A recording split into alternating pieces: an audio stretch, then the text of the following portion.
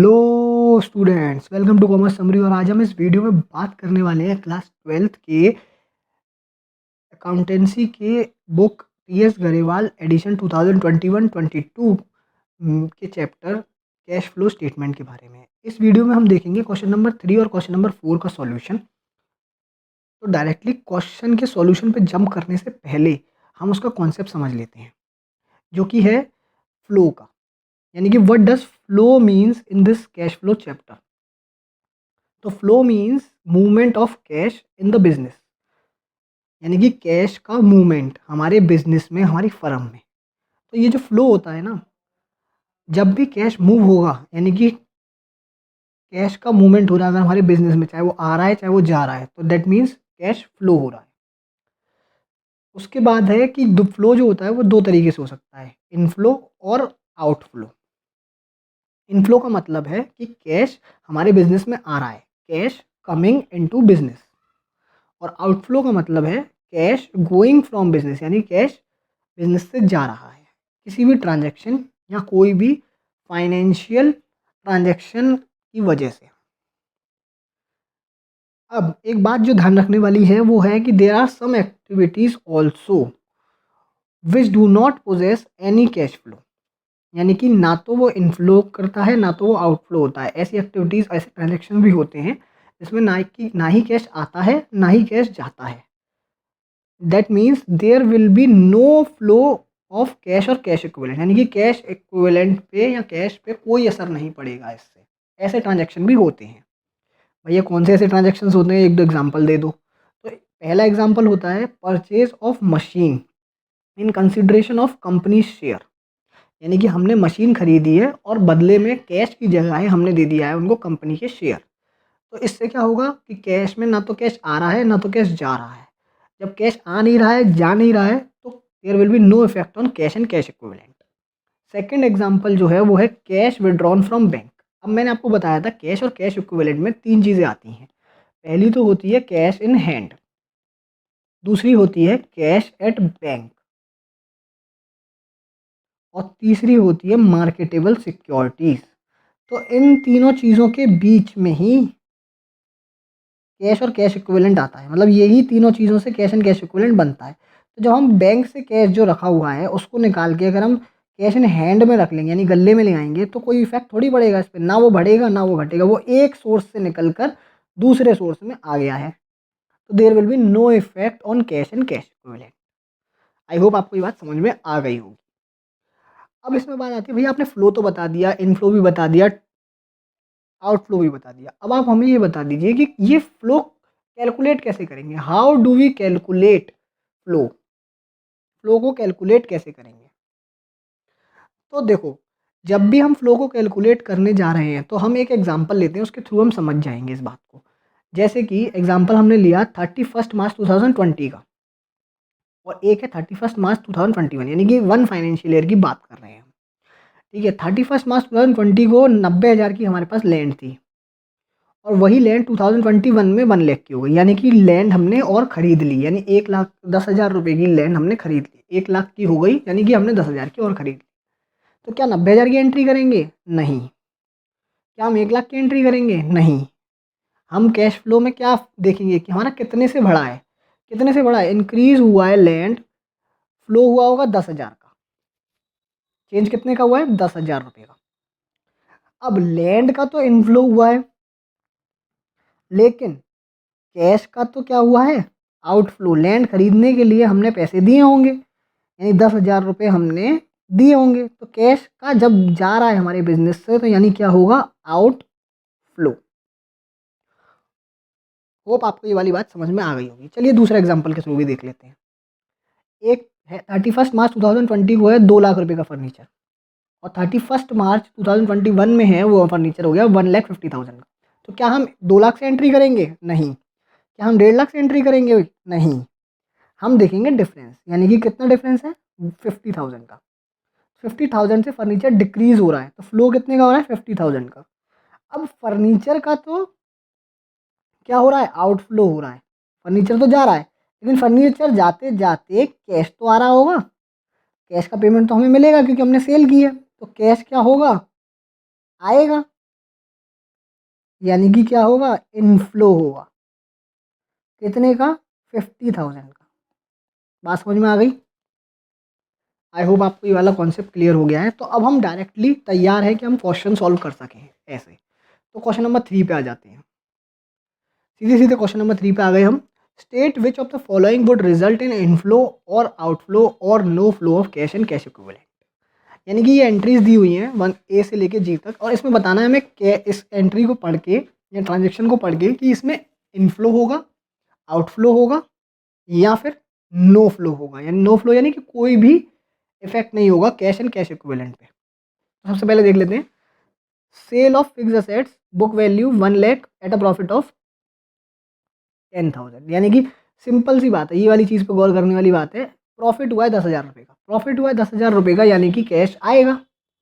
Cash firm में आएगा तो मतलब इनफ्लो। नेक्स्ट है sale of goods against cash. Sale of goods against cash यानी कि कैश में हमने अपने फर्म के कुछ गुड्स बेचे, अपने बिजनेस के गुड्स बेचे, और उसके रिटर्न में हमें कैश आया। कैश आया तो इनफ्लो हो गया। Next, purchase of machine for cash. Machine खरीदी है हमने, ठीक है ना। तो मशीन खरीदेंगे तो हमारा कैश जाएगा, हम पेमेंट करेंगे उसको मशीन के लिए, तो जाएगा तो क्या हो जाएगा, outflow. Next, purchase of land and building for 10 lakh. 10 lakh की परचेज की। यहाँ तक पढ़ा तो हमें ये समझ में आया परचेज की है, कैश आउटफ्लो हो रहा होगा नहीं।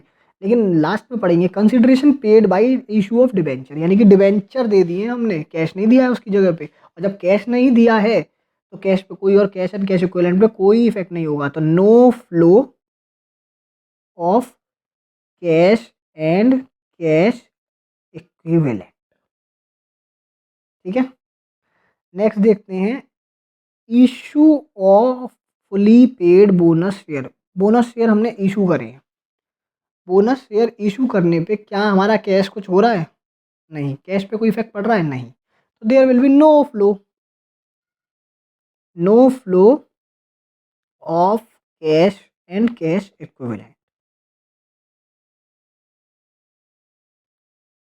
लास्ट है, नहीं लास्ट, सेकंड लास्ट है कैश विड्रॉन फ्रॉम बैंक। ये मैंने आपको बताया था कि जब हम तीन चीज़ें आती हैं, और तीन चीज़ें क्या होती हैं, cash in hand, cash at bank, और लास्ट मार्केटेबल सिक्योरिटी। ये तीनों चीज़ें किस में आती हैं, ये तीनों चीज़ें आती हैं कैश एंड कैश इक्विवेलेंट में। अब तीनों से मिल के बनता है कैश एंड कैश इक्विवेलेंट। आज हम एक सोर्स से निकाल के दूसरे सोर्स में पैसा ला रहे हैं, ठीक है, तो उससे कैश एंड कैश इक्विवेलेंट के टोटल पे कोई इफेक्ट नहीं पड़ेगा, कोई भी इफेक्ट नहीं पड़ेगा। क्यों, क्योंकि ये है कि वो एक सोर्स से कम हो रहा है और दूसरे सोर्स में जा रहा है। तो यानी कि अगर हम गले से कैश निकाल के बैंक में भी जमा करते हैं तो भी कोई इफेक्ट नहीं पड़ेगा, या फिर हम अपने पैसा जो है वो मार्केटेबल सिक्योरिटी में इन्वेस्ट कर देते हैं तो भी कोई फ़र्क नहीं पड़ेगा, और वहाँ से वापस निकाल लेते हैं तो भी कोई फ़र्क नहीं पड़ेगा। ठीक है ना। इन तीनों में जो भी ट्रांजेक्शन कम एक से निकाल के दूसरे में डालेंगे अगर हम, तो उससे कैश एंड कैश इक्विवेलेंट पे कोई फ़र्क नहीं पड़ेगा। There will be no flow of cash and cash equivalent. तो इसका आंसर क्या हो जाएगा, no flow of cash and cash equivalent. I hope आपको ये बात समझ में आ गई होगी। नेक्स्ट एंड लास्ट है payment of interim dividend. Interim dividend का पेमेंट किया, अरे पेमेंट आ गया वर्ड तो मतलब क्या है, हमने पे किया होगा। पे किया होगा तो पैसा गया होगा, पैसा जाएगा तो मतलब आउट फ्लो। ठीक है। तो यहाँ पे क्वेश्चन नंबर 3 कंप्लीट हो गया विद कॉन्सेप्ट। आई होप आपको समझ में आ गया होगा। चलिए अब क्वेश्चन नंबर 4 देखते हैं। तो क्वेश्चन नंबर 4 में क्या कह रहा है ये, for each of the following transaction calculate resulting cash flow. Cash flow निकालना है हमें, कितने का होगा। State the nature of cash flow, यानी कि और साथ में ये भी बताना है किस तरीके का कैश फ्लो हुआ है, यानी कि इन्वेस्टिंग एक्टिविटीज से हुआ है, ऑपरेटिंग इन्वेस्टिंग से हुआ है, ऑपरेटिंग से हुआ है, या फाइनेंसिंग से हुआ है। और ये भी बताना है इनफ्लो हुआ है या आउटफ्लो हुआ है। यानी कि सबसे पहले अगर आपको ट्रांजेक्शन दे रखा है तो आपको ये पहचानना है कि ये ट्रांजेक्शन किस में जाएगा, कौन सी एक्टिविटी में जाएगा, ऑपरेटिंग में, इन्वेस्टिंग में, या फाइनेंसिंग में। फिर उसके बाद बताना है आपको कि इनफ्लो होगा या आउटफ्लो होगा। अगर इनफ्लो होगा तो कितने का होगा, आउटफ्लो होगा तो कितने का होगा, ये भी बताना है। ठीक है, तो क्वेश्चन नंबर 1 देख लेते हैं, इसमें पार्ट 1 देख लेते हैं, sorry. Acquired machinery for 2,50,000 paying 20,000 by cheque. यहाँ तक बैंक से हम पे कर रहे हैं, लेकिन खाली 20% पे किया है हमने बैंक से, बाकी 80% का क्या किया है हमने, executing a bond for the balance payable, यानी कि बाकी 80% हमने बॉन्ड साइन कर लिया है। तो हम पे जो कैश फ्लो में सबसे बड़ी बात होती है कि हमें खाली कैश का देखना है, आना और जाना। तो कितने का, सबसे पहली बात आ गई कि अब जब हम मशीनरी एक्वायर कर रहे हैं, यानी कि हम परचेज कर रहे हैं मशीनरी, और परचेज और sale of fix assets, machinery क्या है, फिक्स असेट्स, तो परचेज और सेल ऑफ फिक्स असेट कहाँ आता है, इन्वेस्टिंग एक्टिविटी में। तो ये कौन सी एक्टिविटी हो गई, इन्वेस्टिंग एक्टिविटी। क्यों हो गई, क्योंकि transaction is related with the purchase of fix assets. बात समझ में आ गई। और जब परचेज हो रही है तो यानी कि आउटफ्लो ही होगा, पैसा, मनी, कैश हमारे यहाँ से जाएगा। अब बात आती है कितने का जाएगा, तो उसके साफ साफ बोल दिया है क्वेश्चन में, 2,50,000 का 20% हमने कैश में पेमेंट किया है खाली, तो 2,50,000 का हम 20% निकाल लेते हैं। 2,50,000 का 20% कितना हो जाएगा, 50,000। तो यानी कि 50,000 रुपीज़ जो है वो कैश का आउटफ्लो, यानी कि हम पे करेंगे, आउटफ्लो होगा। ठीक है, नेक्स्ट देखते हैं हम। नेक्स्ट है paid 2,50,000 to acquire shares in Informa Tech Limited. ठीक है, and receive dividend of 50,000 after acquisition. भैया ये तो शेयर्स का मामला है, सीधे सीधे बात है, ये तो हम फाइनेंसिंग एक्टिविटी में डाल देंगे। नहीं बेटा, फाइनेंसिंग एक्टिविटीज़ में नहीं डालेंगे। क्यों, क्योंकि फाइनेंसिंग एक्टिविटी में अगर हमने अपनी कंपनी के शेयर इशू किए होते तब आता है, ये हमने दूसरी कंपनी के शेयर खरीदे हैं और उस पर हमें डिविडेंड भी मिला है, तो ये कहाँ आएगा, इन्वेस्टिंग एक्टिविटीज़ में। तो इन्वेस्टिंग एक्टिविटीज़ में आएगा ये। और क्यों आएगा, because shares of other company purchased and also we are getting return on it in the form of dividend. Dividend के तरीके से हमें क्या मिला है, रिटर्न भी मिला है और हमने शेयर परचेज भी किए। अब इस ट्रांजेक्शन में एंड से पहले एक पार्ट है और एंड के बाद एक पार्ट है, यानी कि दो काम हो रहे हैं।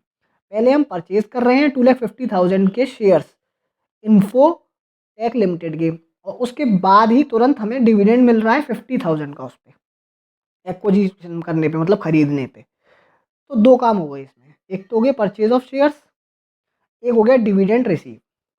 तो परचेज ऑफ शेयर में क्या होगा, हमने पेमेंट किया होगा, पेमेंट किया होगा तो आउटफ्लो होगा। कितने का आउटफ्लो होगा, 2.5 लाख रुपए का आउटफ्लो होगा, क्योंकि हमने 2.5 लाख के शेयर खरीदे। उसके बाद हमें डिविडेंड रिसीव हुआ, रिसीव हुआ यानी कि कैश आया, कैश हमारे फर्म में आया, आया तो इनफ्लो, इनफ्लो कितने का, 50,000 का। तो इन टोटल हमने 2.5 लाख का पेमेंट किया और 50,000 का हमने रिसीव किया। तो नेट फ्लो जो हो गया वो क्या हो गया, ज़्यादा हमने पैसा दिया है, दिया है यानी आउटफ्लो है। आउटफ्लो कितने का हो जाएगा, 2,50,000 माइनस 50,000, यानी कि टोटल आउटफ्लो, नेट आउटफ्लो क्या हो गया, 2,00,000 रुपीज़। आई होप आपको ये भी क्लियर हो गया हो, ये पार्ट भी आपको क्लियर हो गया होगा। नेक्स्ट थर्ड वाले पे आ जाते हैं, जो है sold machinery of original cost 2,00,000 rupees with actual, sorry with an accumulated depreciation of 1,60,000 for 60,000। अब इसमें कुछ बच्चे क्या करेंगे कि वो कॉस्ट निकालने बैठ जाएंगे कि कितने की मशीनरी ओरिजिनल कॉस्ट पड़ रही है जब हम बेचने जा रहे हैं, यानी कि 2,00,000 रुपीज़ जो है वो उसकी ओरिजिनल कॉस्ट है, माइनस करेंगे डेप्रिसिएशन। भैया तो कितना बचा, 40,000 रुपये। 40,000 रुपये में मशीनरी जो थी हमारी ओरिजिनल कॉस्ट थी, उसको हमने 60 में बेच दिया, यानी 20 का प्रॉफिट हो गया। तो नहीं बेटा, ऐसा नहीं करना है हमें, बहुत सिंपल सा क्वेश्चन है ये। पहली बात तो देखो, मशीनरी बिक रही है या परचेज हो रही हो, चाहे फिक्स असेट्स बिक रही है या हम खरीद रहे हैं, आएगा वो किस में, इन्वेस्टिंग एक्टिविटीज़ में। तो ये हमें क्लियर है कि इन्वेस्टिंग एक्टिविटी में हो रहा है। अब जब हम बेच रहे हैं यानी सोल्ड कर रहे हैं, यानी कि पैसा जो होगा, गारंटी की बात है कि पैसा जो है हमारे पास आ रहा होगा, यानी कि इनफ्लो होगा। अब इनफ्लो होगा तो उसने सीधे सीधे बता दिया 60,000 का इनफ्लो होगा, 60,000 में बेची, हमें कोई मतलब नहीं है कि प्रॉफिट हुआ कि नहीं हुआ। ठीक है, अभी वो प्रॉफिट निकालने को नहीं कह रहा है, वो सिर्फ कह रहा है कि एक्टिविटी बताओ। तो एक्टिविटी इन्वेस्टिंग एक्टिविटी है, क्यों, क्योंकि यहाँ पे सेल हो रही है फिक्स एसेट्स की, और क्योंकि यहाँ पे सेल हो रही है यानी कि इनफ्लो होगा कैश का। कितने का होगा वो उसने बता दिया, 60,000 का होगा सीधा सीधा। तो ज़्यादा दिमाग ना लगाएं, जितना क्वेश्चन कह रहा है उतना ही लगाएं। तो आई होप आपको अब क्वेश्चन नंबर 3 और question number 4 of cash flow statement बिल्कुल क्लियर हो गया होगा। और अगर आप इन और भी सॉल्यूशंस के और भी क्वेश्चन के सॉल्यूशन देखना चाहते हैं टीएस गरेवाल के 2021 और 22 एडिशन के, जो कि आपका लेटेस्ट एडिशन है अभी रिसेंटली टीएस गरेवाल का, तो आप हमारी वेबसाइट www.commercesummary.com पर विजिट कर सकते हैं। सिर्फ यहाँ पे ही आपको मिलेंगे करेक्ट सॉल्यूशन और 2021 और 22 के सॉल्यूशन, प्लस आपको यहाँ पे मिलेगा नोट्स भी, readymade notes of business studies and economics, जिसको आप डायरेक्टली पढ़ सकते हैं और याद कर सकते हैं, क्योंकि इसमें सबसे सिंपल लैंग्वेज और याद रखने की ट्रिक्स भी अवेलेबल है। तो सिर्फ गूगल पे जाके सर्च कीजिएगा www.commercesummary.com और पहली जो वेबसाइट आए उसी पे जाके आप पढ़ सकते हैं। थैंक यू स्टूडेंट्स, वीडियो अच्छी लगी हो तो चैनल को सब्सक्राइब करें, बेल आइकन को दबाना ना भूलें और कॉमर्स समरी को इंस्टाग्राम पर फॉलो करें।